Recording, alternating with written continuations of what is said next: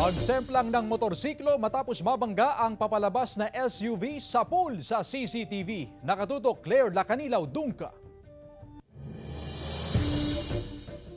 Sa video, makikita ang dahan-dahan na paglabas ng isang SUV sa kabaan ng Barangay Malabago, Mangaldan, Pangasinan, pasado alas 9 ng gabi nitong August 21. Maya-maya pa, makikita na rin sa video ang pagewang-gewang na motorsiklo hanggang mabangga ang papalabas na SUV. Sumemplang ang rider at ang angkas. Nagtamo sila ng sugat. Makikita rin na walang suot na helmet at reflectorized vest ang mga sakay ng motorsiklo nang mangyari ang aksidente. Napag-alaman ng mga opisyal ng barangay na walang lisensya ang nagmaneho ng motorsiklo.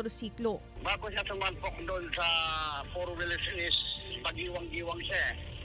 At ang problema nga doon is yung driver is wala palang lisensya. Paalala ng otoridad sa mga motorista, lalo na sa mga kabataan, na huwag magmaneho ng walang lisensya at walang kaukulang proteksyon upang makaiwas sa aksidente.